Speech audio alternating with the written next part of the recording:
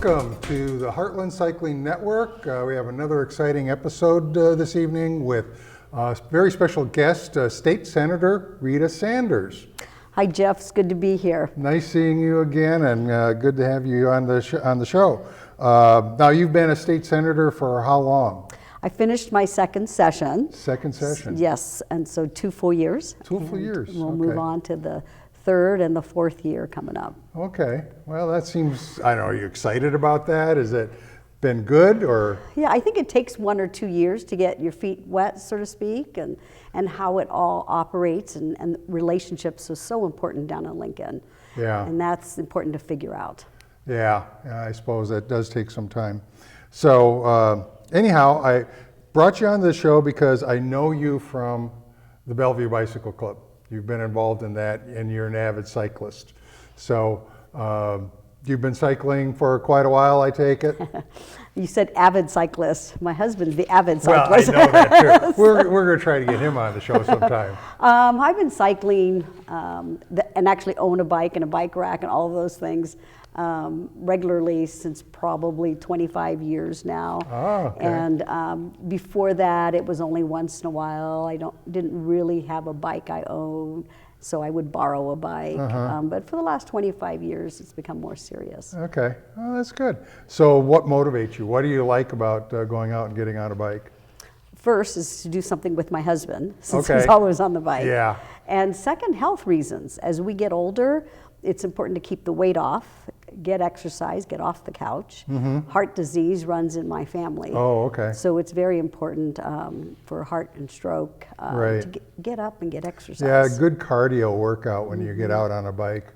I know that's one of the things that sort of I enjoy too. I also look at it as a mental health break. Yes. It does help that way as well. So there's mental fitness and there's physical fitness that are very positive aspects for it. So I know that before you became state senator, you were also mayor of Bellevue. So when you were mayor of Bellevue, do you have some any kind of significant accomplishments that you might have?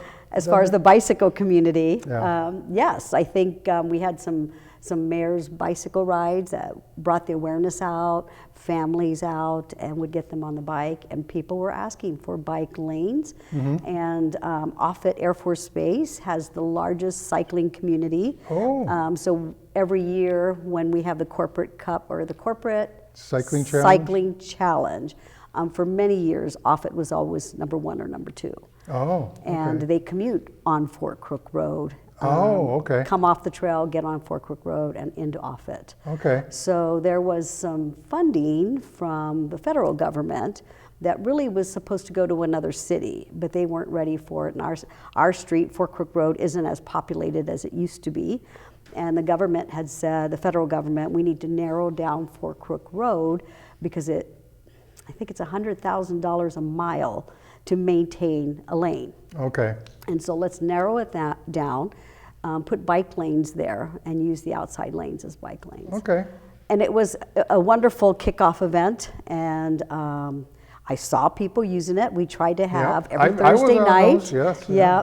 But there were lots of complaints. I don't know how to use it. I don't know how to make my right-hand turn when I'm in my car.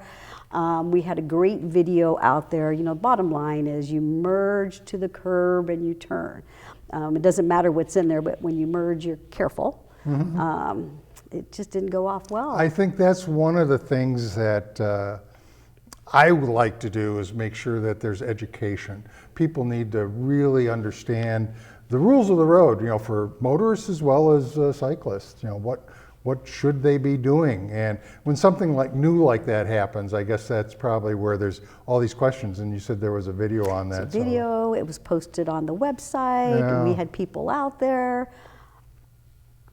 You know, if they put their mind to it, they just don't like it, then they just don't like it. Yeah, yeah, okay.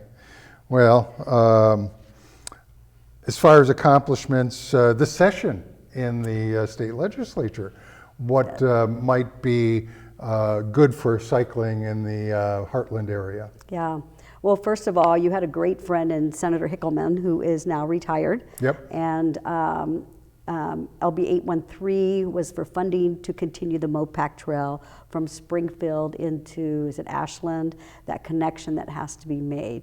So $8 million was appropriated, and $8 million is put into the budget to make that connection happen. Okay. So that's a big deal, right? Because it'll connect all the way Now from Springfield all the way into Lincoln. Yes, yes, and you can, I believe, connect up with the Great American Bike Trail. Okay. If you get up towards Norfolk, you can Okay. get on the highways, right? Yeah. Not the interstates or the freeways. But hopefully that will all connect with the Great American Bike Trail. Yeah, well, that goes across the country. Yes. And I yes. know right now it's a little more than 50% complete. Yeah. And the Cowboy Trail here in Nebraska is, the big link, 180 some miles, I believe, is currently completed on the Cowboy Trail. And my husband was able to do that. He did the Great American Bike Trail ride from Oregon into Virginia.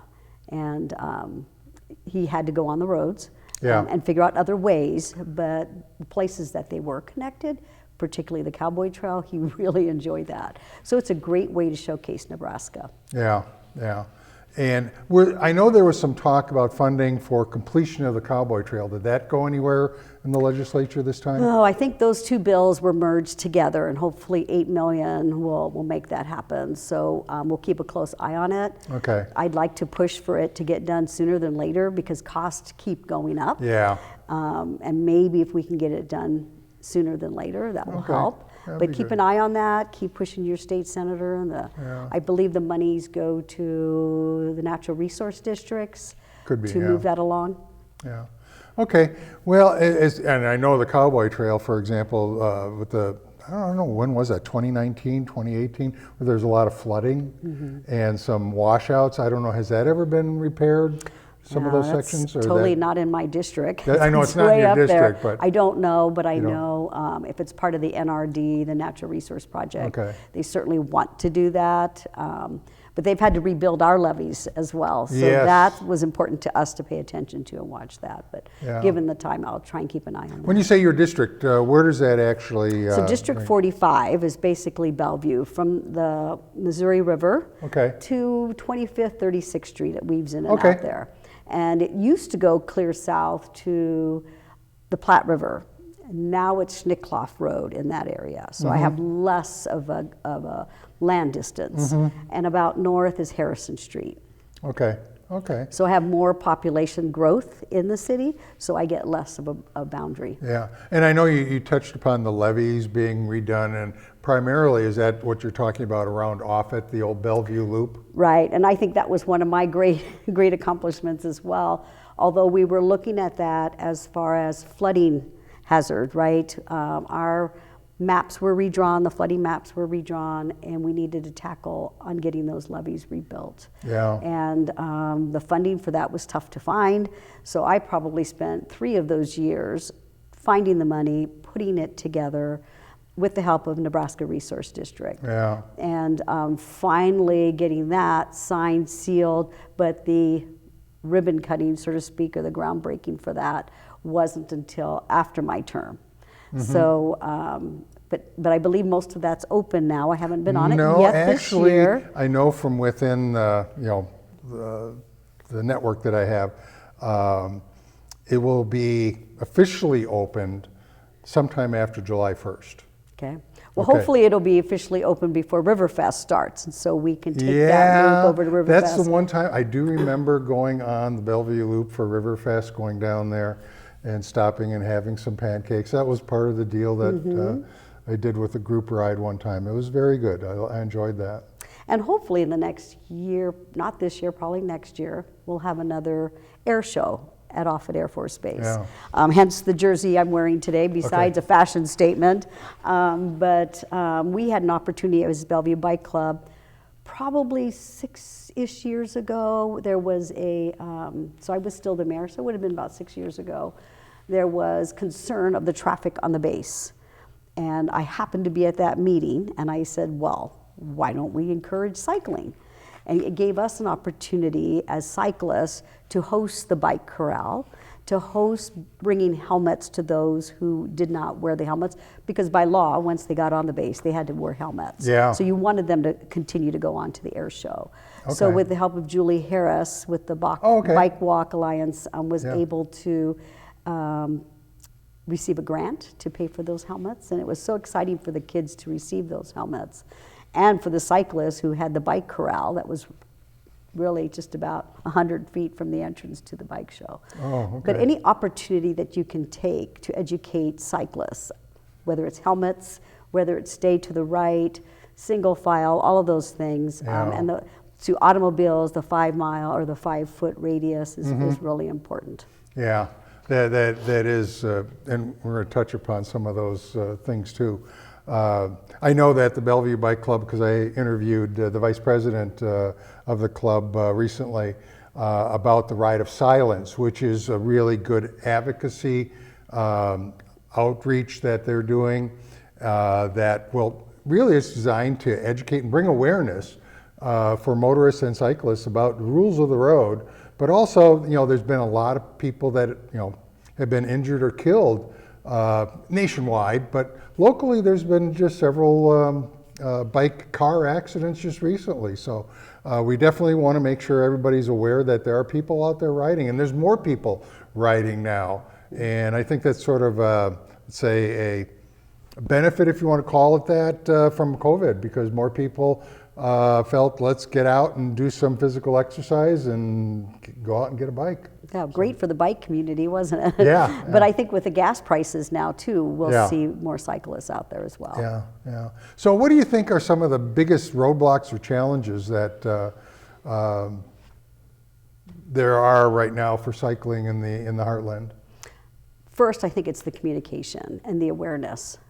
We all know, we've seen both sides, cars and cyclists, do things we would never do. For instance, the Ride of Silence a couple years.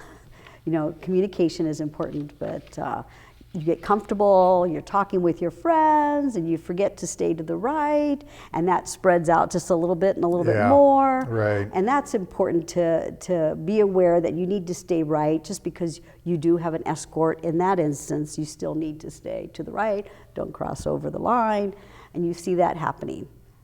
And Ride of Silence, right, it's supposed to be silent. Right, in and it memory will be. of those that have passed away. So it's hard to communicate that. Yeah. But Well, it's hand signals. yeah, so maybe we bring up the hand signals again, what they mean, how you use it, and how you help each other out. Yeah. Because what we're seeing, and we're starting to see this in many industries, is the baby boomers are retiring, right? We knew that. The gray tsunami was coming.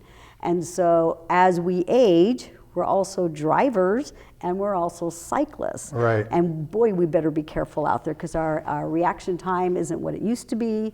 And so we all need to take a step down, take a second look. And maybe I saw an ad for motorcycle awareness, right? Look to the left again, look twice. And it was for motorcycles. So maybe we partner with motorcycles. They're thin like us, and we can use any of the awareness we can get. So I know that the Bellevue Bicycle Club has been good for group rides and other things that they would do for socialization and stuff.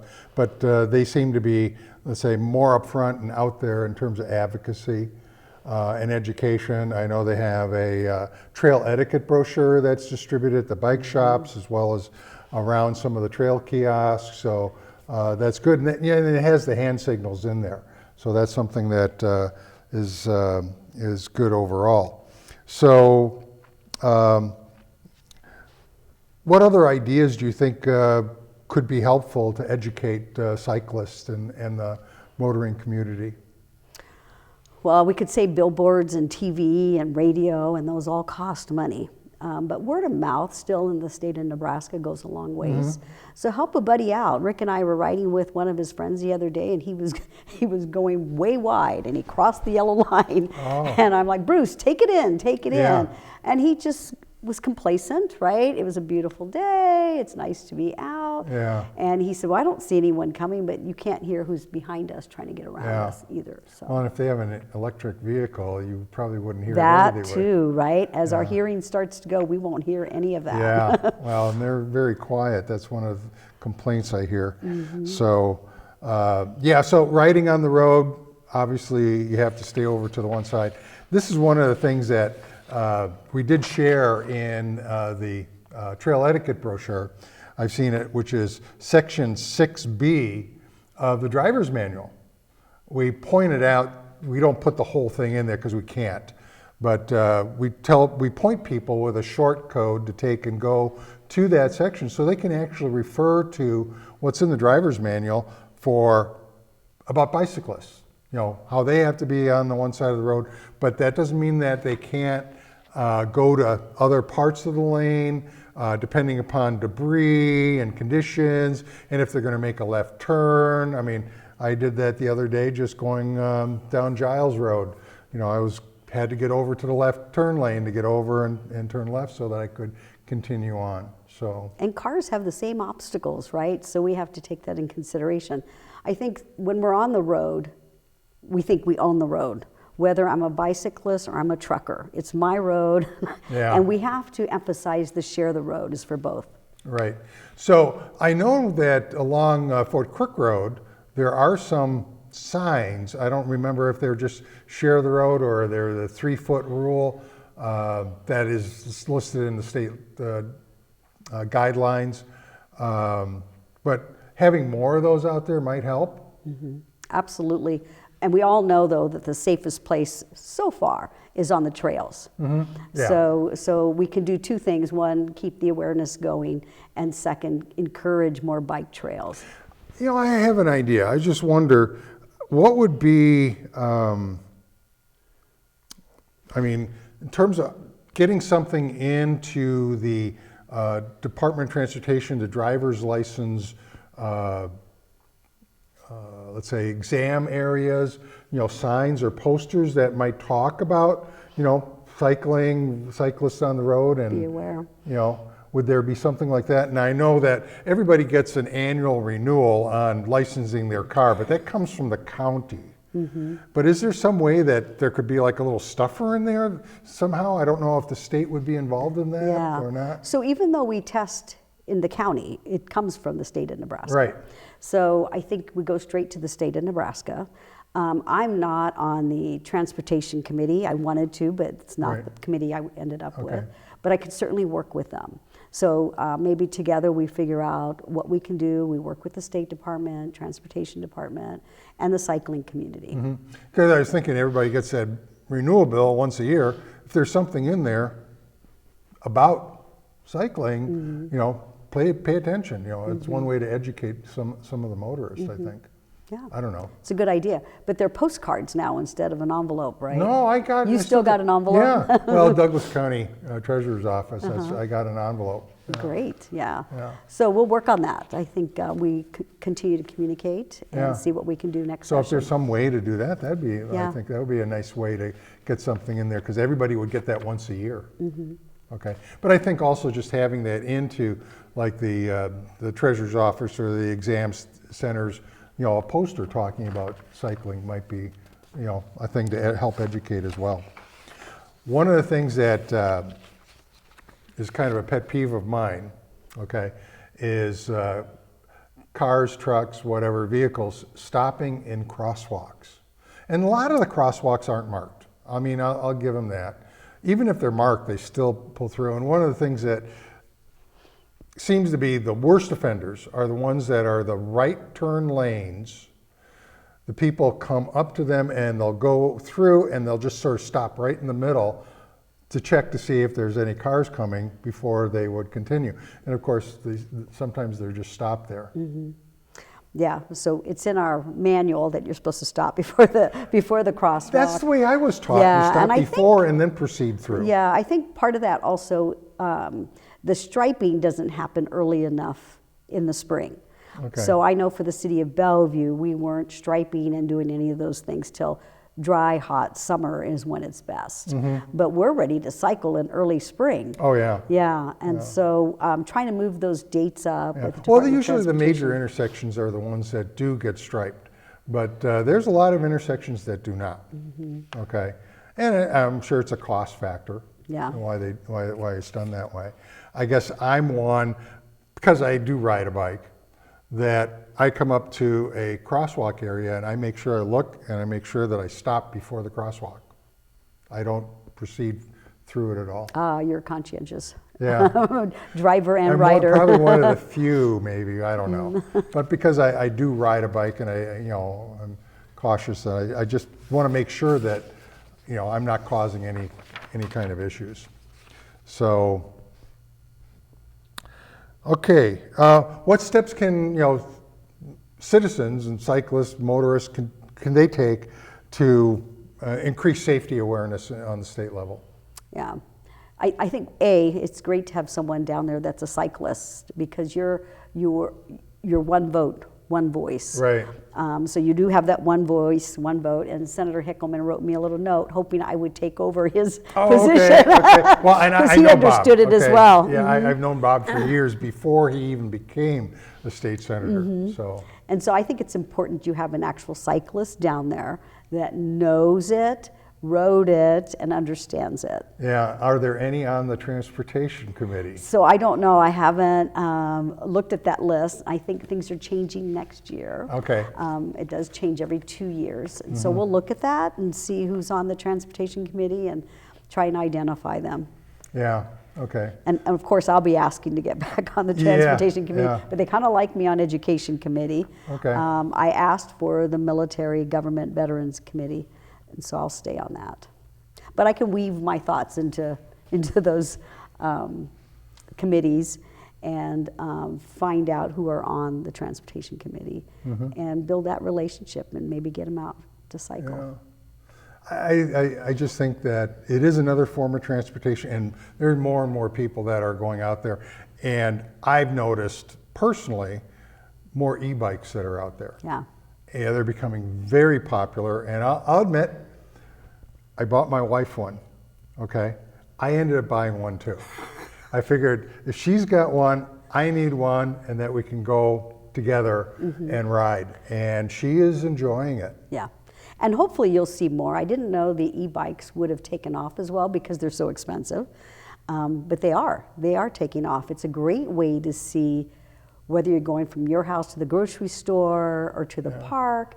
I always make it a Sunday ride to go from Bellevue to the Omaha Farmers Market. Okay. And I can only buy what fits on my backpack or in my bike rack. Yeah. And it also, you get a little exercise when you're at it. Plus Well, it keeps the traffic down. Yeah. Well, and my e-bike, I did put some rather large saddlebags on it, and I do use it to go grocery shopping. So I have done that. I've also used it for commuting, get to a particular spot that I need to be at. And you're not as sweaty. Yeah, yeah. And it does help with the hills and wind. Sure. So, I mean, I've ridden into the wind, and I can monitor my range and, battery usage on the bike that I have. And it's interesting how you're heading into the wind and it's calculating, and I can just see my range go down, down, down. And then I make a turn, and then I have a tailwind, and I can just start seeing the range start going up and up and up. So, I mean, batteries only last a certain amount of time, and they say there's an estimated range. My bike theoretically can go about 50 to 60 miles on a battery charge. Okay. But that's under ideal conditions. Yeah. And my wife's is 40, so she's never going to do 40. I can tell you that right now. So, are there any other questions that I should have asked that I missed? No, I think what's important is we stay to the right, we enjoy, we stay attentive. That's so important. And just get out there and get some exercise, and just be aware of your surroundings. Yes, situational awareness, just being aware of your surroundings, definitely. And when I cross an intersection and there's a car in the intersection stopped, especially like if I'm on the west side of a road going north and there's a car in the right turn lane, I want to make sure that driver sees me, looks Yeah. at me in the eye Yeah. before I proceed. I was on Lincoln Road a couple days ago, and there was a gentleman. I was on Harvell and Lincoln Road. A cyclist was coming out. We had the green light. He was going to turn right, and he was swinging way right because he was watching the traffic that was coming from the east. And I'm here, and he's heading right towards me. Mm-hmm. Wasn't paying attention at all. I Yeah. moved out of the way, and he came over and wasn't even aware what happened. Yeah. So we have Yeah. to watch the cyclists Yes. if we're in a car, Yeah. because sometimes they're not paying attention. So Definitely. it's again, share the ride, share the road. Share the road. Very good. Share the road. That's probably one of the best last things you could probably actually add to this conversation tonight.